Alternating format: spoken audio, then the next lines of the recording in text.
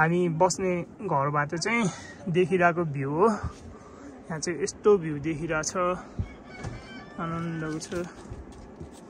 उहाँहरू चाहिँ टिका लाउनलाई जाँदै हुनुहुन्छ। यसरी यस्तो बबल आइरहेछ भ्यू चाहिँ।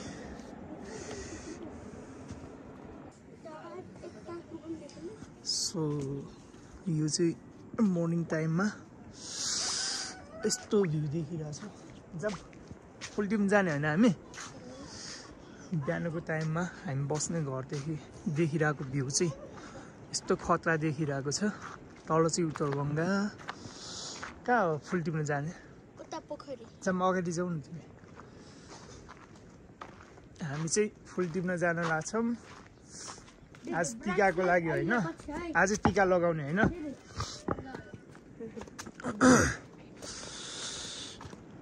यस्तो भ्यू देखिरहेछ गाइज।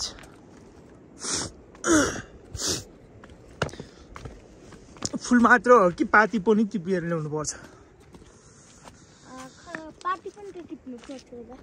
त्यही हामी गाउँमा चाहिँ यसरी घर पोल्ने गर्छौँ। दिदीले चाहिँ घर पोल्दै हुनुहुन्छ बिहान। अनि घर पोतेर चाहिँ हामी पूजासुजा गर्छौँ, टिकासिका लगाउँछौँ। अघि हामी फुल चाहिँ टिपेर लिइसकेका छौँ है। चाहिँ टिका लाउनलाई रेडी भएको छौँ।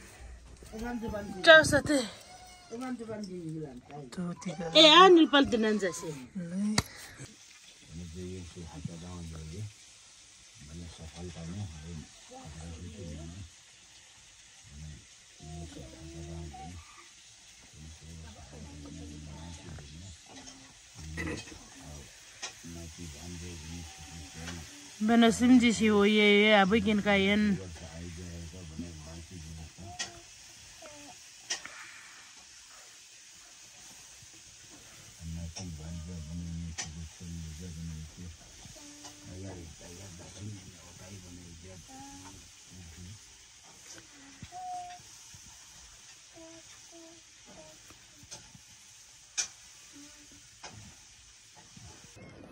अनि यस्तो भ्यू आइरहेछ।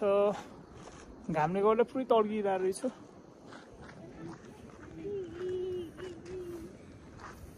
यस्तो छ भ्यू। अनि